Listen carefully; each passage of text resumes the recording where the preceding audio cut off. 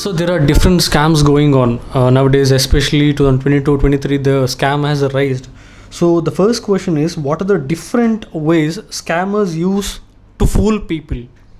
Yeah, it's a very relevant question because especially post-COVID, the number of cases, especially with regard to cybercrime, has increased exponentially, not just in our country but across the globe. Now, there are three main ways through which a cybercriminal usually tries to approach to a potential victim. So the first one is via email, and we call this as phishing. Yeah. The second one is via SMS. We call this as smishing. And the third one is by voice, by calling, and we call this as wishing. So phishing, smishing, and wishing. Also, they use some conventional methods as well. For example, they can send one post home by telling that you have won a scratch card or you have won something, and they send you they use these traditional old methods to send and trick people. So these are some of the ways, but we should not think that it's limited to only these four, because these cyber criminals are getting innovative with every day, and by the end of this interview probably they might have come with some new method as well. Okay, they're getting updated as time passes. Okay, the second question is, what is SMS bombing, sir? Yeah, so this is a type of a denial of service attack, wherein it was usually created just to make sure that people can try out some pranks on others. Yeah, that was the main intention in doing this. But then now it has been tuned to a totally different attack. So we call this as denial of service attack. So what happens is an innocent mobile phone user is just using their phone to make calls or send SMSs. All of a sudden they get bombarded with hundreds of messages, and those messages are usually these transactional messages. So basically there are three types of messages that are available when it comes to the bulk SMSs, because you can just send one message by your phone, or maybe send to many, but you can't keep sending messages which are bombing a particular user. When I say bombing, it means back-to-back messages, right? So the first one is called as a service message, second one is called as a promotional message, and the third one is a transactional message. So transactional is basically which the banks use for sending the OTPs, yeah? And promotional messages can only be sent from 10 in the morning to 9 in the evening, if I'm not wrong. So beyond that you cannot send. And then the service message is 24/7. So if you have subscribed to any service, you can keep getting their messages. Now these attackers are using service messages and transactional messages to send you messages at any point in time, number one. And second, a person can always subscribe to DND, that is do not disturb registry. So you can just send start space DND to 1909, irrespective of whichever service provider that you're using when it comes to cellular, maybe Jio or Airtel or Vodafone, anything, and you will be subscribed to DND. Now once you're on DND, you do not get promotional messages. So there is a catch here. Any offers also, you will be not getting these messages, but it prevents you from getting these unwanted messages, because if I see my phone, I have not subscribed to DND, so I keep getting back to back so many messages. Now in the SMS bombing, what happens is you get so many messages at one time. Even if you're getting some actual message, you're going to miss out on that, one. And second, if your phone doesn't have enough memory space, there is a high chance that it gets crashed. So these are some of the problems. So, and also a person who is not very trained when it comes to the basics of cybersecurity gets anxious looking at so many OTPs coming, because they think that their bank account has got hacked. So these are some of the consequences of SMS bombing. So in case if somebody has to stay protected from it, then they will have to either use any tool. There are a lot of tools available called anti-SMS bombing, one. And second is they can subscribe for DND. And third, there are a lot of websites. If they search online SMS bombing websites, every website has got a protection list. So you can go to their website personally and you can just put your number there, so that nobody can send messages to you through these websites. But that doesn't mean that there are no new websites that one person can send. So if you ask, is there any foolproof method for this? No. Not yet. Okay. What OTP means is one-time password. So, for a usual or a common man, how to distinguish between a genuine OTP and a scam and a OTP used by scammers? Yeah. So basically, what happens is when a message is sent from a reputed organization, say a bank or any of these, so they have access to transactional and service messages, because in India there is something called distributed ledger technology, DLT. So any OTPs or any messages, bulk messages that get sent are not just sent and it gets vaporized in thin air. It doesn't happen that way. It is stored. It is stored in a blockchain. We call this as DLT.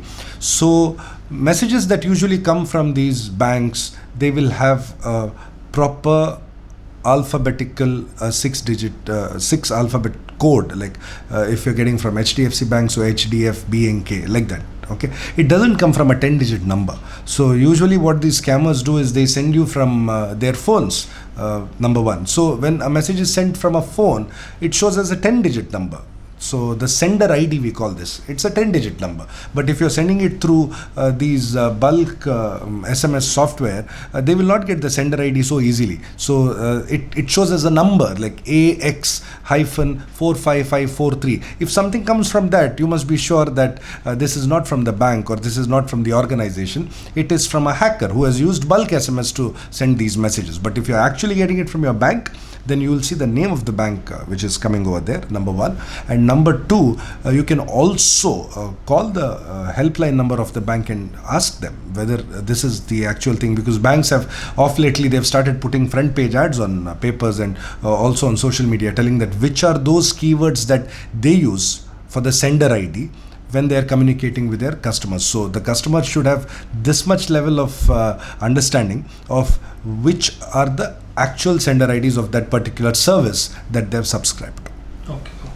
And another one is, any recent incident, around Mangalore or around Karnataka, any recent incident regarding OTP issues, sir? Yeah, so usually these students are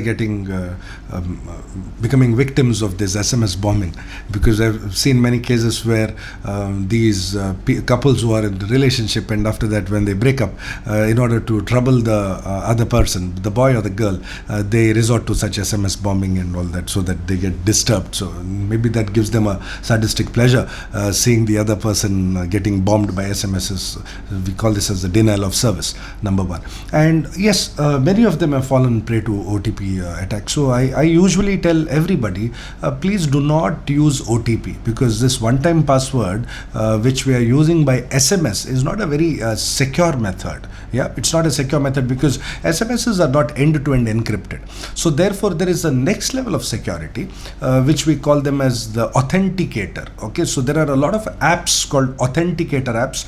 Google offers, Microsoft offers. So you can install these apps on your phones, and then once you install, you can subscribe to the services that you are interested in. See, Facebook offers, because the main services that we are using is Instagram, Facebook, Google, so all of them, they offer it.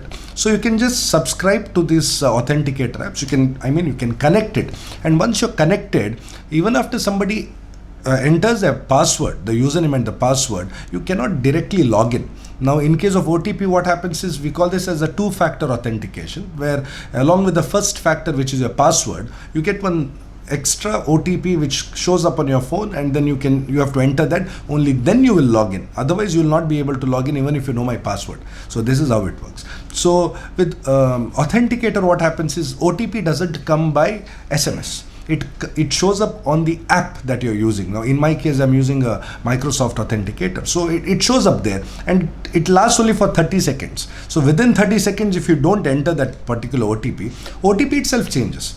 So it doesn't happen in case of SMS OTPs, because SMS OTPs usually they give 2 to 5 minutes of buffer time, and many of the services I've seen them giving 15 minutes also.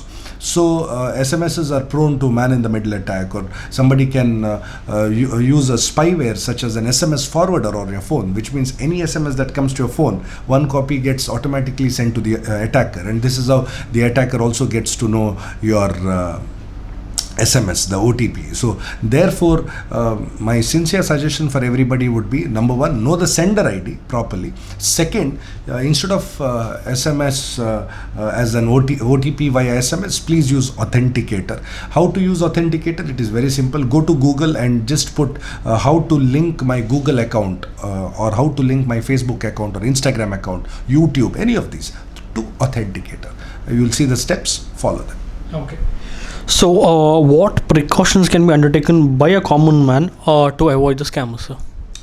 I wish there was a silver bullet which could just give a straightforward answer to this, but there are a lot of precautions to be taken. The first one would be, I request everybody to visit this website called as infosecawareness.in. Okay, so this is a website by the Government of India, Ministry of IT, which regularly updates regarding the various cyber security, cyber crime, and all these things, so that you can go through it. Number one. Second, you can also visit www.cybersafegirl.com, where currently there are 50 different cyber crimes. The book is available for free. Anybody can download it. It's in English, it's in Gujarati, Kannada, and very shortly it will also be coming in Konkani as well. So you can download the book for free and go through the stories of how others have fallen prey, because when you know the mistakes that others have committed, you will safeguard yourself from becoming the victim or committing the same mistake once again, right? So this is very important. Second and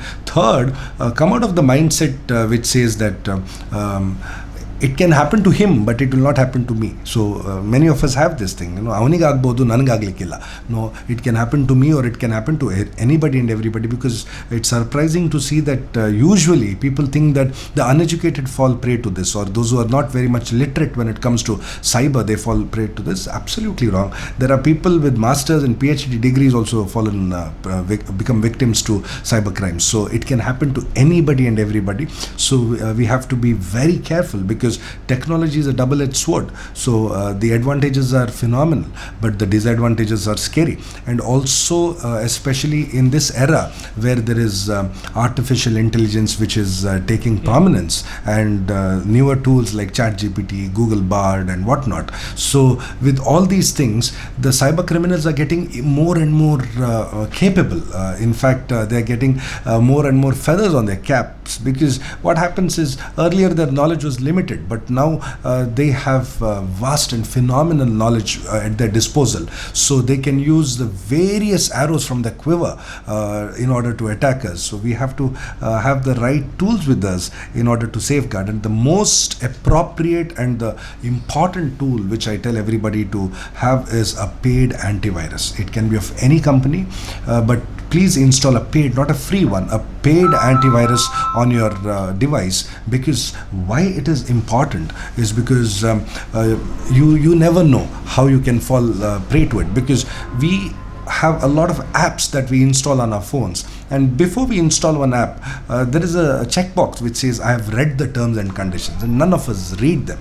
We just click on that, and some of the apps ask for a lot of permissions, like storage, gallery, contacts, location, camera. It's very dangerous to give permissions to these apps, because they have access to your phones. Therefore, if you have an antivirus, it will give you the regular alerts by cautioning you before you become a victim. And it's more like a firewall. It's more like a nice what do you call this, a strong fort which will not allow anybody to get inside your kingdom. So that's very important. Yeah. Okay. And so in case if a person detects a scammer, to whom or to where should he first complain? There are two options, online and offline complaints. Yeah. So if they want to give an online complaint, they can always call 1930, which is the National Cybercrime Helpline number, or they can also log on to cybercrime.gov.in. I repeat, cybercrime.gov.in. This is Government of India's National Cybercrime Reporting Portal, so they can do that. Or they can visit any police station. It is not necessary that they have to visit a cybercrime police station or a SEN police station. Not necessary. They can go to any police station and they can lodge a complaint, and as per the advice of the person in charge, the investigating officer, they can follow the next steps. Okay. The last one, sir. Is it possible to safeguard a personal data, for instance, a Google account or any such accounts? And one more thing, if a person is complaining that he's been scammed or something like that. So, for example, his personal data has been used actually. So, can we prevent that actually? Yeah, so we call this attack as doxing. So in doxing, what happens is somebody can just put my personal data, say like my Aadhaar number or my mobile phone number, on any of these websites. So this has happened to me as well, where somebody had put my name and my mobile number somewhere, and then they told something else, and I started getting calls from a lot of people. So it can happen to anybody and everybody, because everybody's data. When we talk about data, there are 4 different types of data, but just to make it very simple: public data and private data. So when your private data becomes public, you become a victim of doxing. So this is point number 1. And second, unfortunately, I say this with a very heavy heart, that in spite of having the internet technology revolution happening in India for so many years, and we have the IT Act, which is the Information Technology Act, which has come into force since 2000, and then the amended acts and subsequent acts. We don't have a Personal Data Protection Act in our country. This is very unfortunate, because it was tabled in the Rajya Sabha long back. Then 2019, the Personal Data Protection Bill, it was going back and forth between the Lok Sabha, Rajya Sabha revisions. But finally, it's got scraped, and now there's hope that the government is telling that they're coming out with an inclusive act called as the Digital India Act, which will take care of all these things. But when will it come? When will it get enforced? I do not know. But till then, no, our data is not safe and secure. Okay. Thank you so much, sir, for this information. I hope people will, get anything. They'll prevent some or at least some scams for the information that you have given. Thank you so much for the information, sir. Thank you so much. You're most welcome. Thank you. Yeah.